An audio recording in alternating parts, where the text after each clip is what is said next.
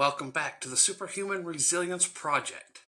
I'm Kara, and today's episode is one I've been thinking about doing for a long time now and just waiting for the time to be right. Because May is National Mental Health Awareness Month. And honestly, awareness is no longer enough. Not for the veterans, not for the first responders, not for military families, and not for the dispatchers or nurses or corrections officers or firefighters and law enforcement officers or paramedics or the people who love them. Awareness matters. It absolutely matters. But awareness without action can become either a ribbon, another slogan, or another social media post that disappears after 30 seconds. And the people we serve in these communities deserve more than a hashtag. Over the past several weeks, there have been conferences and summits and wellness symposiums and suicide prevention trainings and peer support gatherings and national campaigns, all centered around one message. People are hurting, and the isolation is killing them. The Department of Veterans Affairs is currently hosting its 2026 Mental Health Symposium focused on recovery and support systems for veterans. The American Legion is continuing its Be the One campaign focused specifically on veteran suicide prevention and reducing the stigma around asking for help. The First Responders Center for Excellence is holding a National Mental Wellness Symposium, bringing together fire service leaders, behavioral health experts, and clinicians to openly talk about trauma and suicide, resilience and recovery.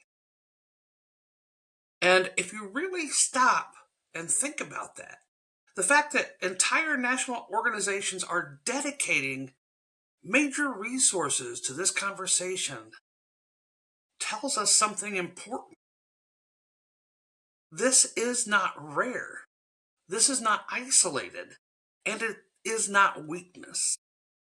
This is a public health crisis inside communities trained to survive everything except the silence. I want to talk today about something I see over and over again in both veterans and first responders. These communities are filled with people who know how to run towards danger, but many of them do not know how to sit still long enough to admit they're exhausted. We train warriors. We train protectors. We train responders. But we don't always train them to be humans and how to grieve. And eventually, unresolved grief becomes anger or numbness or addiction or emotional shutdown or hypervigilance or depression or even suicidal ideation. Sometimes it becomes a person sitting in their driveway for 45 minutes after they get home from work because they cannot emotionally transition back into their own house. Sometimes it becomes a veteran who cannot explain why crowds make their chest tighten. Sometimes it becomes the firefighter who hasn't slept through the night in 10 years. Sometimes it becomes the dispatcher hearing the voices from different calls replaying in their head at 2 a.m. And sometimes it becomes the police officer whose family says you're physically here, but you haven't really been here in years. And sometimes, it becomes somebody everybody thought was fine. That word fine is dangerous in these communities because functioning is not the same thing as healing. You can still go to work, still perform, still joke around, still work overtime and still take care of everybody else, and still be drowning internally. One of the hardest truths about trauma is that high performers often hide it the best. especially in veteran and first responder cultures where identity is built around capability. You become the reliable one, the strong one, the calm one. And after a while, people stop asking how you are because they assume you're the one holding everybody else together, so you must be okay. But who holds you together? That is the question. One of the reasons this month matters is because awareness creates permission. Permission to say, I am not okay. Permission to admit that I do not know how to carry this anymore. Permission to stop pretending the nightmares don't exist. Permission to reach out before the crisis becomes irreversible. And right now, across this country, there are organizations trying to create exactly that kind of permission. The First Responder Wellness Week webinar series this year is specifically focusing on suicide prevention resources, creating time and space between a person in crisis and irreversible action. Now, that phrase really stuck with me when I was reading that. Creating time and space between thought and action. Because suicidal crises are often not permanent states, they're moments. They're intense moments and dangerous moments, but they are moments. And if we can interrupt isolation inside those moments, lives can be changed. One conversation can interrupt a tragedy. One phone call, one peer check-in, one honest answer instead of I'm good. One person willing to sit in the dark with somebody else without trying to fix them. That matters more than most people realize.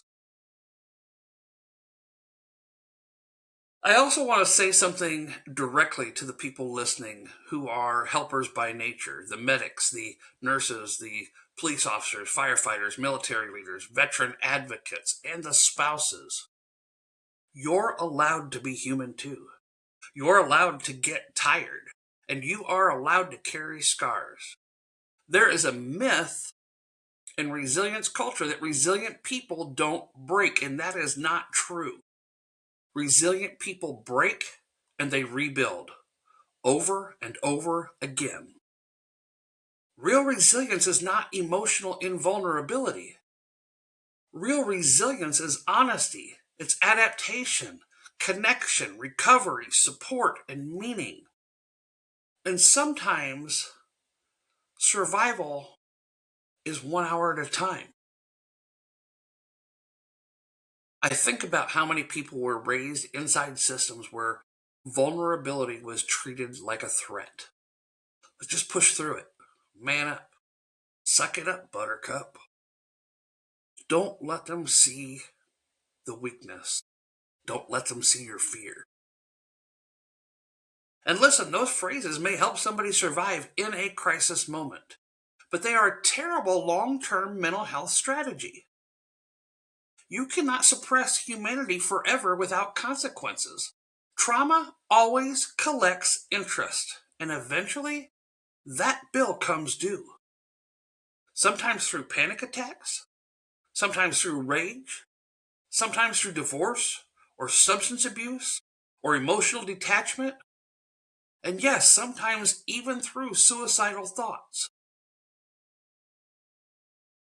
And the hardest part, lots of people don't even realize how much pain they're carrying because dysfunction became normalized years ago. One of the encouraging things I'm seeing lately is that more organizations inside these cultures are finally speaking openly about behavioral health. The American Legion's Be the One initiative is directly challenging the stigma around mental health treatment and suicide prevention in the veteran community. The National First Responder Wellness Conferences are now openly discussing PTSD, cumulative trauma, burnout, and suicide prevention in ways that would have been almost unheard of just a couple years ago. That shift matters because stigma survives in silence. The more we normalize conversations about healing, the less power shame has over us. But I also want to be careful here. Healing is not trendy. Healing is hard. Healing means confronting things you spent years avoiding. It means admitting that something hurt you. It means allowing yourself to grieve. It means sometimes sitting in therapy, talking about the call, the deployment, the death notification, the accident, the violence, the betrayal, the guilt, or the memory you swore you had buried. And yes, that takes courage. Far more courage than pretending that nothing affects you. Another piece of this conversation that we don't talk about enough is identity loss. For many veterans and first responders, the job becomes who you are. Not what you do, but who you are. So when injury happens, retirement happens, burnout happens, medical separation happens, or career transition happens, people suddenly lose their structure, the tribe, their purpose, and identity all at once. That can become incredibly dangerous psychologically because human beings need meaning. And if meaning disappears, hopelessness often follows. That's why connection matters so much. Community matters. Peer support matters. Purpose matters. Not fake positivity or motivational slogans. Actual human connection.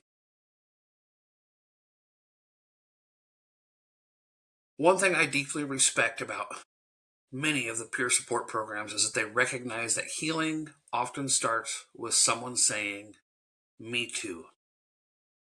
Not "here's how you fix it." Just, "I understand." The kind of understanding that literally saves lives is especially true in culture where people fear judgment. I also want to talk about families for a minute. Families often become the silent casualties of trauma exposure. The spouses are walking around on eggshells. Children are learning emotional distance. Parents are constantly worrying. Partners are trying to understand behaviors they never were prepared for. Mental health challenges rarely affect only one person. Trauma echoes throughout entire households, throughout entire neighborhoods, which is why healing must include compassion for the people who are standing beside those carrying the weight. And if you are a family member listening today, you are not weak for needing support too.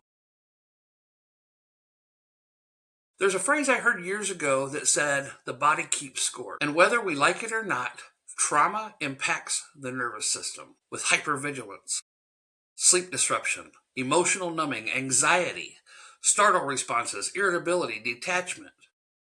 Those things are not character flaws.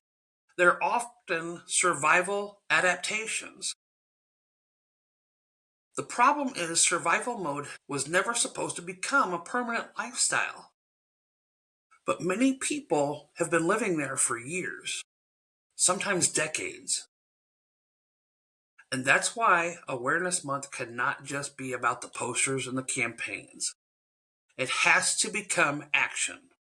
Checking on your people, building peer support, encouraging counseling, normalizing therapy, teaching emotional regulation, teaching stress management, creating leadership cultures where asking for help does not destroy careers.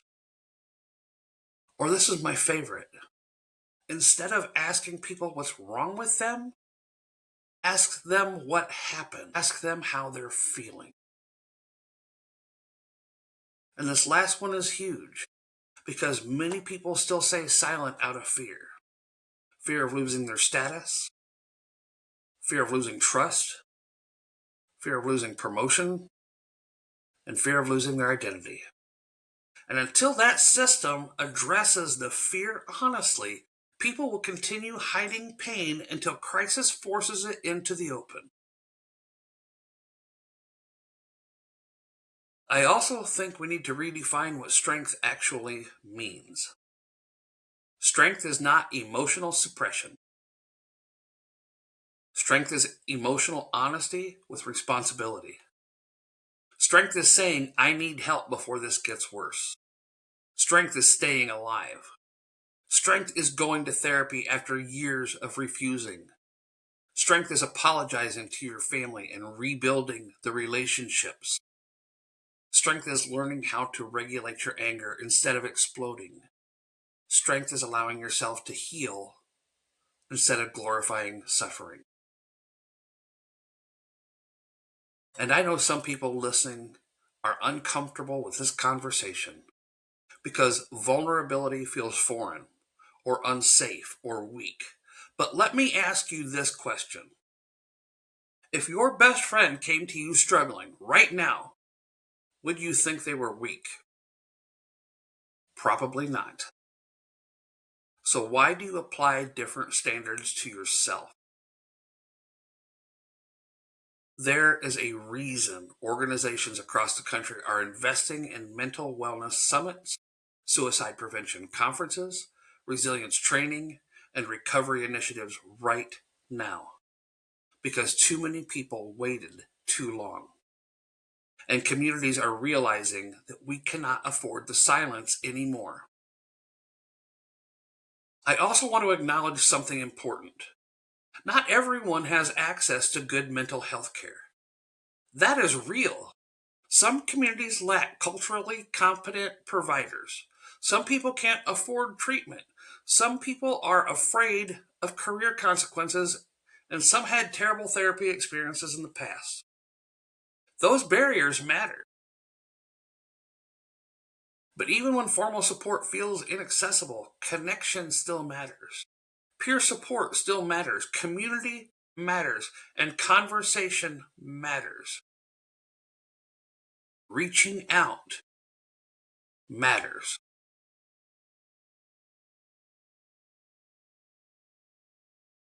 Now, if you're listening today, if you're listening right now, and you are struggling quietly, I want you to hear this carefully, please. You do not have to hit absolute rock bottom before you deserve support. You do not have to earn help by almost dying first. You are allowed to seek healing while you are still functioning. I think one of the most dangerous lies trauma tells people is that you're alone. But you are not alone. Not even close. There are entire communities filled with people fighting battles that no one else can see. Veterans, first responders, military spouses, survivors, caregivers, people carrying invisible weight around every single day. And more importantly, there are people willing to walk beside you through it. Now, before we close today, I want to leave you with this. Mental Health Awareness Month should not end with awareness. It should end with conversations, with connection, with action, with somebody deciding to make the call that they've been avoiding, with somebody checking on a friend that they're worried about, with somebody finally admitting that they're exhausted, with somebody choosing to stay. Because healing begins the moment silence ends. Thank you for spending this time with me today on the Superhuman Resilience Project. If this episode resonated with you, share it with someone who may need to hear it. And remember, you can be strong enough to stand on your own, but you should also be wise enough to know when you need help and courageous enough to ask for it. Take care of yourselves and each other. I'll see you next week.